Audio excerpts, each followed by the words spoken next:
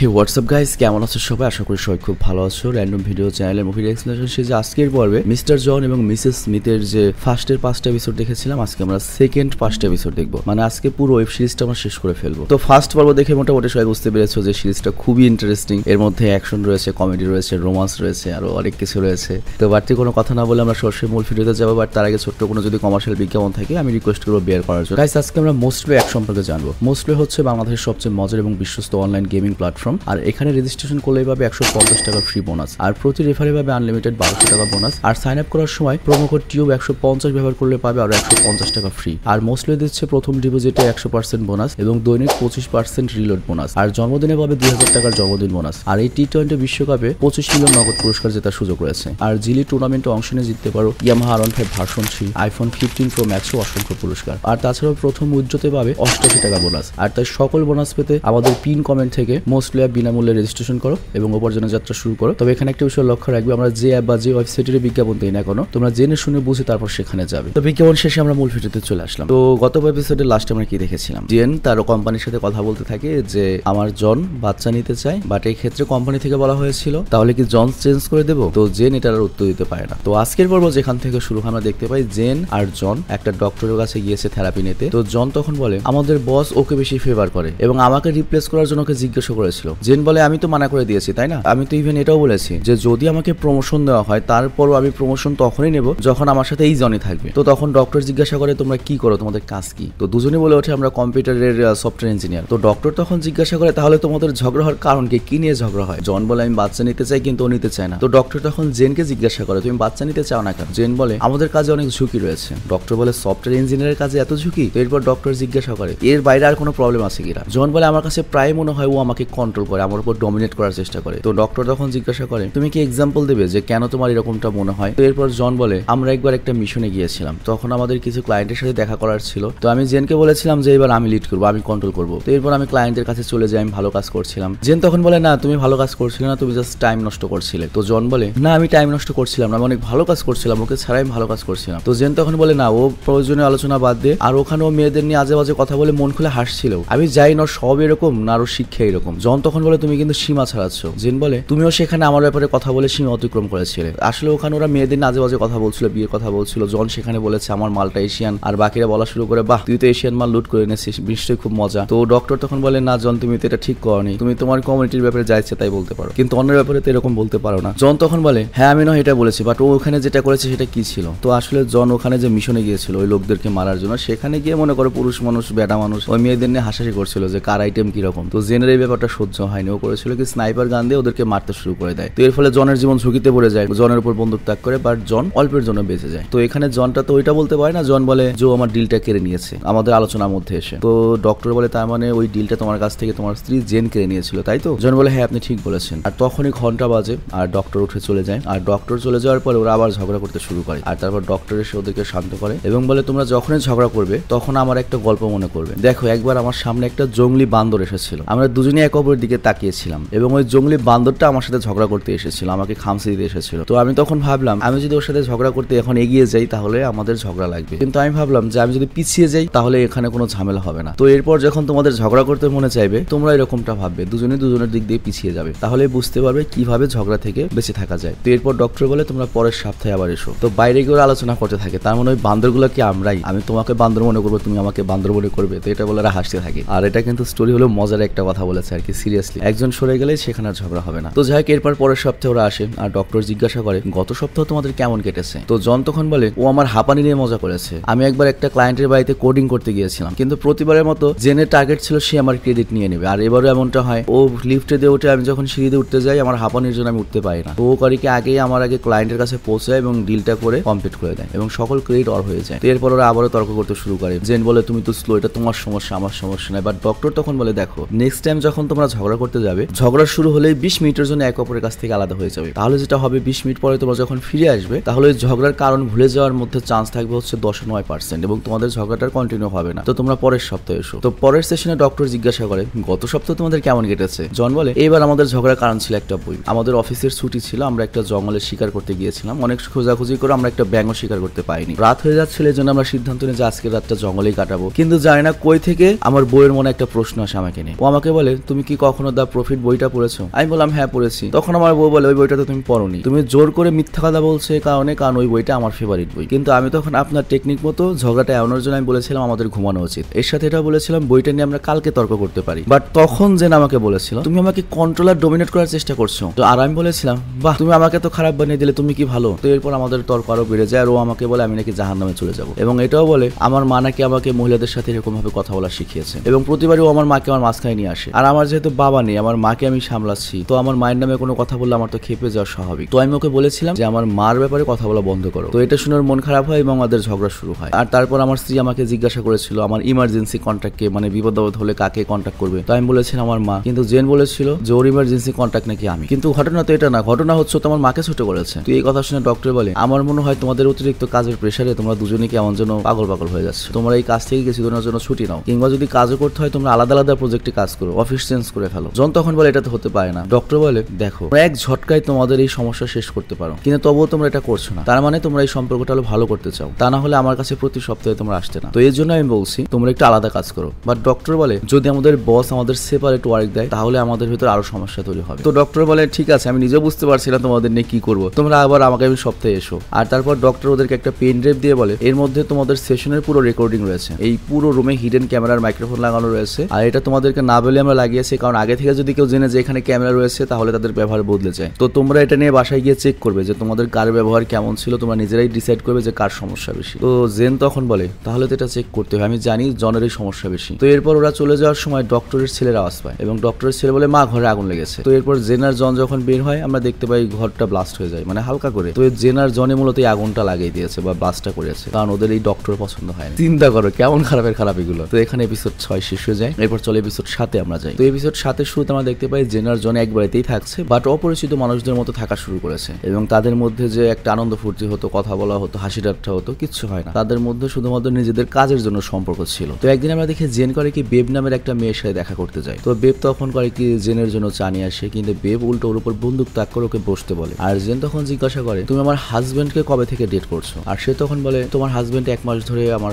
এখানে আসছে, আর সে অনেক ফানি, তাকে আমার অনেক ভালো লেগেছে, আর এই কারণে আমি তাকে বাসায় নিয়ে আসি। তো জেন তখন বলে তুমি আমার হাজবেন্ডের সাথে কি 2-1 রাশিয়া ইউক্রেন যুদ্ধ খেলেছো? বেব বলে না এখনো পর্যন্ত যায়নি, তো যুদ্ধ ভাব আছে। আর এরপর জেন জিজ্ঞাসা করে আমার হাজবেন্ডের কাজের ব্যাপারে কি জানো, ও কি করে? বেব বলে হ্যাঁ আমি শুনেছি সে একটা গোয়েন্দা। তো জেন তখন বলে ও আমার ব্যাপারে কি বলেছে? বেব তখন বলে ওইটাই বলেছে তুমি অনেক সুন্দর এবং স্মার্ট, কিন্তু সমস্যা হচ্ছে একটাই, তুমি ওর চেয়ে নাকি তোমার বিড়ালকে বেশি ভালোবাসো, এবং সেটা বলেছে তুমি নাকি ওকে সবসময় কন্ট্রোল এবং ডোমিনেট করতে চাও, কিন্তু তারপরেও সে সবসময় তোমার সাথে থাকতে চায়। তো এগুলো শুনে জেন আবার ইমোশনাল হয়ে যায়, মানে চিন্তা করো পরকে আর গার্লফ্রেন্ডের কাছ থেকে নিজের সুনাম শুনে ও কান্না শুরু করে দিয়েছে। আর তখন ওদের বাড়িতে বেল বাজে। তো বেব তখন বলে নিশ্চয়ই এটা তোমার স্বামী জন এসেছে। তো এরপর জেন সেখানে লুকিয়ে পড়ে আর জন ঘরের ভেতরে আসে, ফ্রিজ থেকে 2টা আইসক্রিম বের করে আর তারপর সোফায় বসে আইসক্রিম খাই, টিভি দেখে। তো আইসক্রিম শেষ হওয়ার পরে বেবকেও জিজ্ঞাসা করে আমি জানি এই ঘরে আমার স্ত্রী এসেছে, আমার স্ত্রী কোথায় বলো? তো বেব তখন ওর উপর আক্রমণ করে দেয় এবং দুজনের মধ্যে মারামারি শুরু হয়। আর জন তখন জেনকে ডাকে হেল্প বলে চিল্লায়, আর জেন তখন ওর উপর গুলি চালায়। কিন্তু হঠাৎই বেব করে কি সোফার পেছন থেকে বেরিয়ে আসে এবং জনের গলায় একটা ডিভাইস লাগিয়ে দেয়, যেটা হচ্ছে টাইট করে জনের গলা টিপে মেরে ফেলবে। আবার জেনও তখন বেবকে বাধা দেওয়ার চেষ্টা করে, কিন্তু জনের গলায় যে ডিভাইসটা লাগানো ছিল সেটা আস্তে আস্তে জনের গলায় টাইট হচ্ছিল এবং জন মারা পড়ছিল। তো এই জন্য সে জেন অনেক ডাক দেয়, আর ওই সুযোগে বেব করে কি ঘর থেকে পালিয়ে যায়, আর জেন একটা কাটার উঠে ওই তারটা কেটে দেয় আর জনকে বাঁচিয়ে নেয়। তো ওদের মূলত মিশন ছিল এই বেবকে ধরা, কিন্তু এবার তারা ওকে ধরতে ব্যর্থ হয়েছে। তবে এরপর তারা আবার করে কি ট্র্যাক করতে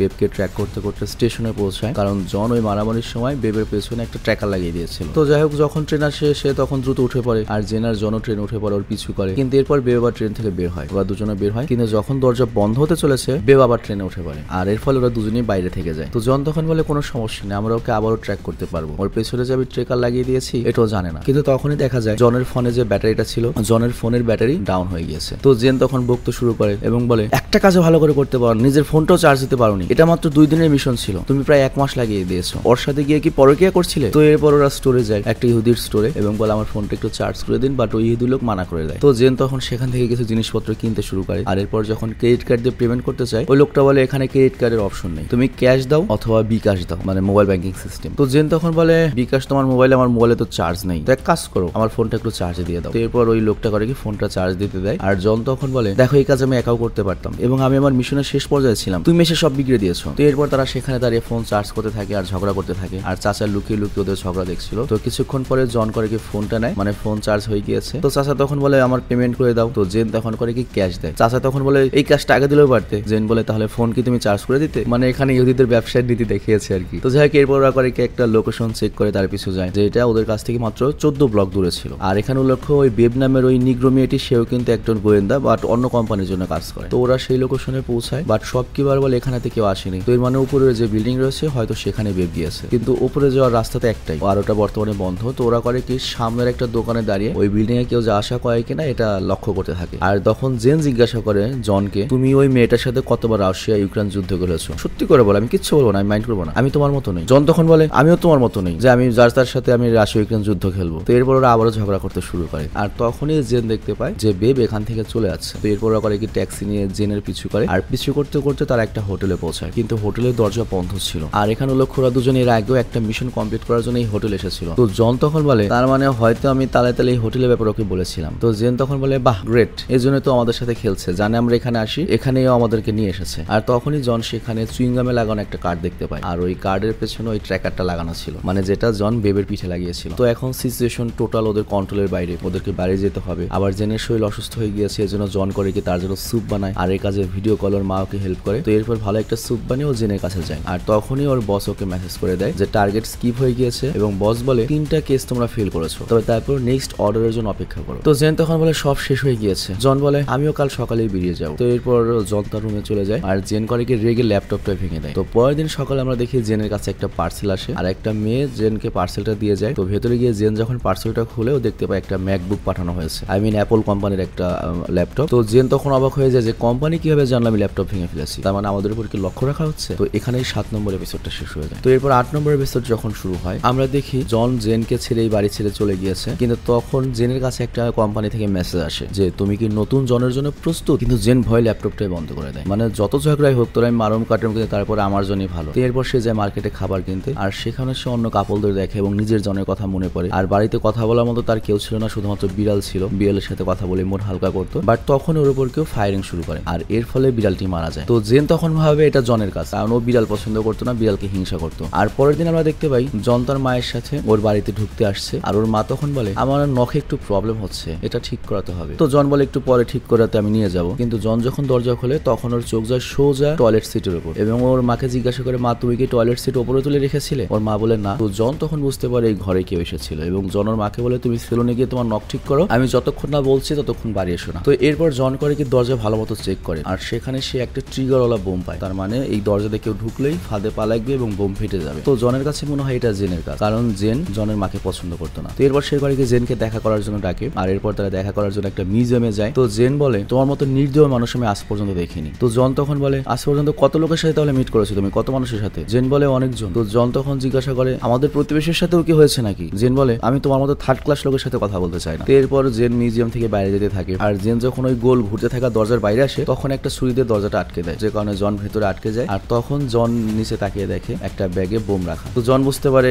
জেন কামড়া করলো কি। তো ও করে কি দ্রুত কোটটা খুলে ওই বোমটাকে ভালোভাবে ঢেকে দেয়, যাতে বোমের ঝটকর একটু কম লাগে। আর তখনই সেখানে বিস্ফোরণ হয়, কিন্তু এতে জেনের তেমন কোনো ক্ষতি হয় না। বাট এখানে আবার একটা প্রশ্ন, এটা একটা মিউজিয়াম, নর্মাল একটা শপিং মলে ঢুকলেও কিন্তু চেক করে ঢোকানো হয়, তুমি একটা ছুরিও নিতে পারবে না, একটা পিস্তল না, বোম তো দূরের কথা। তো ওরা একটা মিউজিয়ামে ঢুকলো, কিভাবে বোম নিয়ে ঢুকলো সিরিয়াসলি। তো যাই হোক এরপর জন সেখান থেকে পাগলের মতো হয়ে জেনকে ধাওয়া করতে থাকে, এবং জেন অনেকক্ষণ ধরে জনকে তার পেছনে ছোটায়, আর এরপর ক্লান্ত হয়ে থেমে যায়। আর তারপর সে করে কি জনকে ছুরি দিয়ে মারার চেষ্টা করে, বাট জন ছুরি নিচে ফেলে দেয়। কিন্তু এরপর জেন করে কি জনকে গলা টিপে মারার চেষ্টা করে, বাট তখন আশেপাশের লোকেরা এসে ওদেরকে আর থামায়, জনকে বাঁচিয়ে ফেলে। আর তখন সেখানে পুলিশ আসে, আর পুলিশ দেখে ওরা পালিয়ে যায়, কিন্তু জন তখনও জেনের পিছু করছিল। আবার পুলিশরা ওদের পিছু করতে করতে চলে আসে, আর এরপর জন জোরে চিৎকার করে বলতে শুরু করে এখানে বোম রয়েছে, সবাই পালাও। তো এই কথা শুনে হইচই পড়ে যায়, পুলিশরা ডিস্ট্র্যাক্ট হয়ে যায়, আর জেনও সেখান থেকে পালিয়ে যায়। বাট তখনই জেনের কাছে জনের কল আসে, আর জন জিজ্ঞাসা করে তাহলে এতদিন আমরা যে ভালো মুহূর্তগুলো কাটিয়েছি এগুলো কি সব মিথ্যে ছিল? জেন বলে আমি শুধু আমার কাজ করছিলাম। জন বলে আচ্ছা ঠিক আছে বাই। আর তখনই জন আর জেন সামনাসামনি হয়ে যায়। তো জেন আবারও দৌড়াতে থাকে, জনও পেছনে দৌড়াতে থাকে, আর পিছু করতে করতে জন একটা গাড়ির সাথে ধাক্কা খায়। তো এটা দেখে জেন ভাবে হয়তো মরে গেল নাকি, একটু দেখে আসি। কিন্তু যখনই আবার জন উঠে দাঁড়ায়, জেন আবার দৌড় লাগানো শুরু করে এবং দৌড়ে বাড়ি চলে আসে, আর বাড়ি সে বাড়ি লক করে দেয়। কিন্তু সে তার ঘরে জনের মাকে দেখতে পায়। তো এখানে আমি একটু কনফিউজড, কারণ এর আগে আমরা দেখলাম যে জন আরেক বাড়িতে চলে গিয়েছে, কিন্তু জনের মা এখানে আসলো কিভাবে? মানে আমরা তো জানি ওদের সেপারেট বাড়ি এখন, কিন্তু বাড়ি ঘর দেখতেও সেম, আবার জনের মা ওই বাড়ি। তো এর মানে হয়তো ওরা বাড়ি চেঞ্জ করে, এবং জন হয়তো তার মাকে নিয়ে জেনের বাড়িতে এসেছে। তো যাই হোক জেন এসে জিজ্ঞাসা করে আপনি কে? ওই লেডি তখন বলে আমি জনের মা, আর আমি তোমার খুব বেশি সময় নেব না, আমি কিছুদিন আগেই শহরে শিফট হয়েছি, 2-1 দিনের ভেতর রুম ম্যানেজ হয়ে গেলে আমি চলে যাবো। তো জেন জিজ্ঞাসা করে করে আপনি বাড়িতে কিভাবে ঢুকলেন আমার? জনের মা তখন বলে জন আমাকে এই বাড়ির একটা ইমার্জেন্সি কি দিয়েছিল, আমি সেটা ইউজ করেছি। আর তখনই বাইরে জন চলে আসে এবং ঘরের ভেতরে ঢোকার সুযোগ খুঁজছিল, কিন্তু তখন সেই প্রতিবেশী চলে আসে যাকে জন হিংসা করে। আর সে জনের চেহারা এই অবস্থা দেখে জিজ্ঞাসা করে তোমার কি হয়েছে? জন বলে আমি সিঁড়ি থেকে নিচে পড়ে গিয়েছিলাম আর এর ফলে আমার চাবিটা হারিয়ে গিয়েছে, কিন্তু আমার ঘরের ভেতরে ঘরের ব্যাক সাইড দিয়ে ঢোকার সিস্টেম রয়েছে, আমি কি তোমার ঘরের ভেতর দিয়ে আমার ঘরে যেতে পারি? তো প্রতিবেশী রাজি হয়ে যায়। আর অন্যদিকে জনের মা জেনকে বোঝাচ্ছিল আমার ছেলের সাথে তোমার সম্পর্ক ভাঙা উচিত নয়। জেন তখন জিজ্ঞাসা করে ও আমার ব্যাপারে আপনাকে কি কি বলেছে? তো জনের মা তখন বলে আমার ছেলে তোমার ব্যাপারে শুধুমাত্র ভালো কথাই বলেছে, তবে তারপরেও জেন বলে না, আমরা একে অপরের সাথে আর কখনোই থাকতে পারবো না, এখানে অনেক রিস্ক রয়েছে। আর সেখান থেকে চলে যাওয়ার সময় জনের মা বলে দেখো তোমরা যদি আলাদা হও তোমাদের আফসোস থাকবে। আর অন্যদিকে আমরা দেখি জন তার প্রতিবেশীকে বলে আমি কি তোমার ওয়াশরুমটা ইউজ করতে পারি? প্রতিবেশী বলে হ্যাঁ ইউজ করো। আর এরপর জন ওর বাড়ি চেক করতে থাকে, মানে ওকে সন্দেহ করে যে আমার বোর সাথে সম্পর্ক আছে কিনা। বাট তখনই ও দেখতে পায় যে ওদের কিছু ছবি এই প্রতিবেশী তুলেছে। আর এরপর যখন প্রতিবেশী আসে তখন বলে তোমার এই ছবিগুলো দেখা উচিত হয়নি। বাট জন তখন গান পয়েন্টে ওই প্রতিবেশী জিজ্ঞাসা করে সত্যি করে বল তুই কোন এজেন্সির হয়ে কাজ করিস, আমাদের উপর কেন তুই নজর রাখছিস? তো লোকটি তখন বলে হ্যাঁ আমি হাউস এজেন্টের জন্য কাজ করি, আমার কাজে হচ্ছে বাড়ি ঘর বেচা কিনা, কিন্তু আমি বুঝতে পারি না তোমরা সফটওয়্যার ইঞ্জিনিয়ার হয়ে এত বাড়ি দামি কিভাবে কিনেছো? এ বাড়ি তো দুবাই শেখরাও কিনতে পারবে না,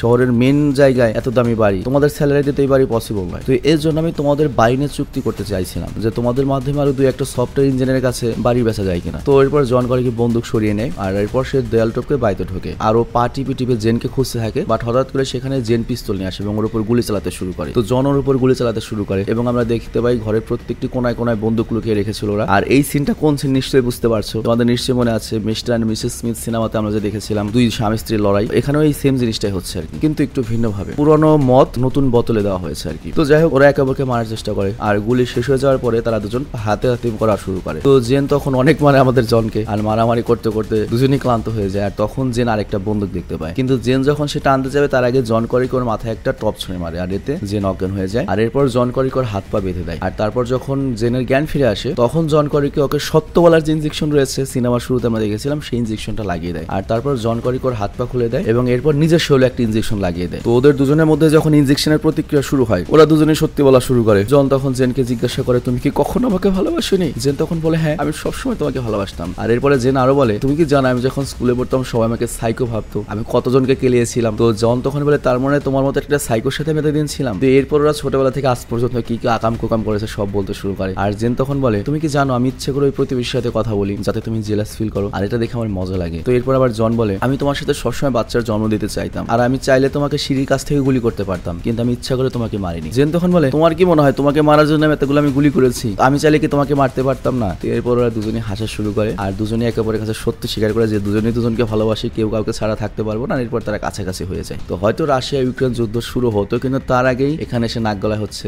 আমেরিকা, মানে ওদের বাড়িতে একটা কাপলের আওয়াজ আসে আর এরপর ওরা করে কি নিজেদের ঠিক করে বাইরে উঠে দেখতে যায় কি হয়েছে এবং আমরা দেখতে পাবো ওখানে সেই পুরনো মিস্টার এন্ড মিসেস স্মিথ এসেছে যারা এর আগে একবার ওদের বাড়িতে এসেছিল। তো ওই পুরনো জেন বলে দেখো তোমরা দ্রুত তোমাদের হাত উপরে তোলো আর ওখানে গিয়ে বসো। আর এরপর ওরা বলে দেখো আমাদের কাজই হচ্ছে কোম্পানি থেকে যেসব মিস্টার স্মিথ এবং মিসেস স্মিথদের ডিসমিস করে দেওয়া হয় তাদেরকে মেরে দেওয়া। তো তোমাদের সাথে যে আগে আমরা সাক্ষাৎ করেছি এটা আমাদের একটা প্ল্যান ছিল আর এখন অর্ডার এসেছে তোমাদের দুজনকে মারা, তো তোমাদের দুজনকে এখন মরতে হবে। তো ওই পুরনো স্মিথরা তো ওদেরকে গান পয়েন্ট রেখেছিল, বাট তখনই পুরনো যে জন রয়েছে ওর একটা হাসি আসে আর এই সুযোগে আমাদের জন সেখান থেকে পালিয়ে যায়। আবার আমাদের জেন এই সুযোগে করে কি ওই পুরনো জেনের গান উঠিয়ে ওই পুরনো জনকেই গুলি করে মেরে দেয়। খুব ভয়ানক একটা দৃশ্য ছিল, চোখে গুলি করেছে। আর এরপর দুজনে করে কি পালিয়ে প্যানিক রুমে ঢুকে পড়ে আর রুমটা কোনোভাবে লক করে নাই, কিন্তু জনের পেটে একটা গুলি লেগেছে, প্রচন্ড রক্তক্ষরণ হচ্ছিল আর জনের পিস্তলে আর কোনো গুলিও ছিল না, মানে একটু আগে তো দুই স্বামী স্ত্রী লড়াই করে গুলি শেষ করে ফেলেছে। আবার জেনের যে পিস্তল ওটা মাত্র 3টা গুলো অবশিষ্ট রয়েছে, কিন্তু তখনই বাইরে সেই পুরনো জেন দরজায় কড়া নাড়ছিল। আবার এদিকে আমাদের জন মারা যাচ্ছে। তো জেন তখন বলে জন তুমি মরবে না, প্লিজ চোখ খোলা রেখো, আমাদের অনেকগুলো বাচ্চার জন্ম দিতে হবে, আমরা পুরো ফুটবল টিম বানাবো, কিন্তু তোমাকে মরা যাবে না। কিন্তু তারপরেও জেন কাঁদতে থাকে জনকে মরতে দেখে। আর এদিকে জন তার শেষ নিঃশ্বাস নিচ্ছিল, কিন্তু জেন বলে তুমি যদি এখন মরো আমি কিন্তু তোমাকে মেরে ফেলবো, আর ওদেরকে আমি মেরে আসছি, তুমি ওয়েট করো আমার জন্য, আর ওদের দুজনকে আমি নিজে একাই মারতে পারবো। তো এখান থেকে জেন বেরিয়ে যায় এবং আমাদের বাইরে থেকে দেখানো হয় 3টা গুলি চলে আর এখানেই সিনেমাটি শেষ হয়ে যায়। মানে এই সিরিজের লাস্টে কিছু রহস্য রাখা হয়, কারণ জেনের কাছে 3টা গুলি ছিল এবং 3টা গুলি কিন্তু ফায়ারিং হয়েছে। মানুষের বেঁচে ছিল ওই বিল্ডিং এ 3 জন, আমাদের জন, আমাদের জেন এবং ওই পুরনো জেন। আর পুরনো জন তো মারাই গিয়েছে, ওই যে চোখে গুলি করে দিয়েছে। তো ওই 3টা গুলি দিতে কি ওরা 3 জন মরলো, নাকি আমাদের জেন ওই পুরনো জেনকে মেরেছে, আবার ওই পুরনো জনকে একটা গুলি করেছে আর প্রতিবেশীকে একটা গুলি করেছে? এটা কোনোভাবেই ক্লিয়ার করা হয়নি, মানে আমাদের বুঝতে দেওয়া হয়নি যে আমাদের নায়ক নায়িকারা বেঁচে রয়েছে নাকি মারা গিয়েছে। তো এটার উত্তর পেতে আমাদের ওয়েট করতে হবে আরো একটা বছর, মানে এটার যখন সিজন 2 আসবে। তো যাই হোক এটা খুবই নতুন একটা সিরিজ, এখনো অ্যামাজন প্রাইমে তোমার ট্রেন্ডিং এ রয়েছে। আর আমরা অনেক রিস্ক নেই সিরিজটা এক্সপ্লেন করেছি, কারণ নতুন একটা সিরিজ এক্সপ্লেন করলে, নতুন একটা সিনেমা এক্সপ্লেন করলে স্ট্রাইক খাওয়ার অনেক বড় রিস্ক থাকে। তো যাই হোক, আমি আজকের মতো বিদায় নেব। আর তোমরা কমেন্টে অবশ্যই জানাবে যে ওয়েব সিরিজটা তোমাদের কেমন লেগেছে, এবং তোমরা যদি চাও র্যান্ডম ভিডিও চ্যানেলে মাঝে মাঝে আমরা ওয়েব সিরিজ আনি, হলিউড ওয়েব সিরিজ বা কোরিয়ান ওয়েব সিরিজ, দেখা গেলো 2টা বা 3টা ভিডিওতে কভার করে দিলাম, তাহলে কমেন্টে অবশ্যই জানাবে। আর সাবেস 420 তে আমরা রেগুলার কাজ করতে পারছি না, কারণটা হচ্ছে একটাই, ওইটার মধ্যে মনিটাইজেশন নাই, যার জন্য ওখানে যে আমরা ভিডিও দিব কোনো লাভ নাই, বিজ্ঞাপন ছাড়া কোনো ভিডিও দিয়ে কোনো লাভ নাই। তো যাই হোক, আমি আজকের মতো বিদায় নেব। তোমরা ভালো থেকো, সুস্থ থেকো, টেক কেয়ার, আল্লাহ হাফেজ। আর গাইস, যারা ফুল ভিডিও দেখেছো তাদের জন্য একটা গুড নিউজ রয়েছে, সেটা হচ্ছে আমাদের একটা ক্লোথিং স্টোর রয়েছে, তোমরা সবাই সেটা জানো। আর আমাদের ক্লোথিং স্টোরটা একটু ডিফারেন্ট, এর কারণটা হচ্ছে তুমি তোমার ইচ্ছা মতো তোমার টি শার্টটি ডিজাইন করে নিতে পারো। মনে করো গুগল থেকে যে কোনো একটা গ্রাফিক্স তুমি ডাউনলোড করে দিলে, বা সামনে কোন গ্রাফিক্স থাকবে, পেছনে কোন গ্রাফিক্স থাকবে, বা তুমি তোমার বন্ধু বা বান্ধবীকে তার স্পেশাল ডেতে স্পেশাল একটা টি শার্ট গিফট করতে চাও, তাহলে আমাদের ওখান থেকে তুমি অর্ডার করতে পারো। আর র্যান্ডম স্টোরকে আরো এক ধাপ এগিয়ে নেওয়ার জন্য র্যান্ডমের কো ওনার নাফিসের সাথে মিলে আমরা একটা ক্যাম্পেইন লঞ্চ করেছি, যেখানে তোমরা যদি আমাদের স্টোর থেকে টি শার্ট কেনো তাহলে তোমাকে একটা কুপন দেওয়া হবে। আর সেই কুপনের এক পার্ট থাকবে আমাদের কাছে, এক পার্ট থাকবে তোমাদের কাছে, এবং এই ক্যাম্পেইনটা চলবে হচ্ছে 3 মাস পর্যন্ত। এবং এই 3 মাস পরে আমরা সেই কুপনগুলো নিয়ে লাইভে এসে লটারি করব। আর ওই লটারির মাধ্যমে আমরা অনেক ধরনের পুরস্কার দিতে চলেছি, যেমন এর মধ্যে রয়েছে একটা জিক্সার মোটরসাইকেল, একটা আইফোন, এছাড়াও নগদ 20,000 টাকাও পুরস্কার থাকবে, তার সাথে আরো ছোট বড় অনেক পুরস্কার থাকবে। তো আমি আশা করছি তোমরা সবাই এই ক্যাম্পেইনে অংশগ্রহণ করবে, অন্তত একটা টি শার্ট কিনে হলো, এবং আমাদের এই ক্যাম্পেইনটা সফল করতে সহায়তা করবে। আর আরো বিস্তারিত জানতে তুমি আমাদের পেজে চলে যাও, পেজের লিঙ্কটা আমি দিয়ে দিয়েছি ডিসক্রিপশনে, র্যান্ডম স্টোরের লিঙ্কটা, এবং ওখানে আমাদের র্যান্ডম স্টোরের যে কো ওনার, সে ভিডিওর মাধ্যমে সবকিছু তোমাকে বুঝিয়ে বলবে। তো রিকোয়েস্ট থাকলো তোমরা একবার র্যান্ডম স্টোরে যাও এবং সেখান থেকে পুরো প্রসেসটা জেনে নাও, এবং অবশ্যই এই ক্যাম্পেইনটা সফল করো। তো আমি বিদায় নিচ্ছি, ভালো থেকে সুস্থ থেকো, টেক কেয়ার, বাই বাই।